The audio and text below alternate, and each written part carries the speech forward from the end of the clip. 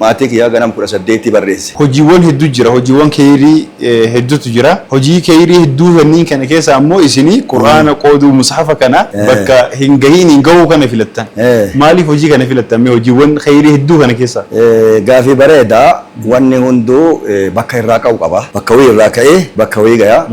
Seenaan Qur'aana filachuu kun seenaa guddaa wayiiti. Ramadaana 1447 akka hijraatitti masjida ayarteena cumatti ka wayita Ramadaana namni achuma taa'ami achuma dooteennu ilmi abbeera kiyya nabbilbile abboo masjida keenya Qur'aanni hin jiru isin Qur'aana qabdanii warri Finfinnee borkoo Qur'aana qabnaa tara Qur'aana masjida qaraanaa naan jedhe homaa Qur'aanni hin jiru yoo qaraana illee dafnee itti cufnee aga torbaanitti Qur'aanni achi keessa waan hin qabneef Qur'aana hin qabnu jedhee nabbilbila bilbilaan bareeda jedhee ufumarraa jalqabee maatii kiyyaa ganam 18 barreesse galmeesse Qur'aana tokko binnee erginaaf jennee jalqabne oduun akkasumatti nu namni maddee jirullee namni waa dhagayaa miree saffee walaa jira anillee Qur'aana tokko kenne Qur'aana lama kenne Qur'aana sadi akkanuma akkai oduma tokko jennu war ala jirutti illee bilbille namni tokko Qur'aana 70 nu qaban tokko Qur'aana 100 isinii bita jedhe wanni fagaatteemi jennee amma masjida keenya isaa irraa masjida naannootiin geenna jennee yaanne akkasuma odoo deemnu Qur'aanni guddate guddannaan amma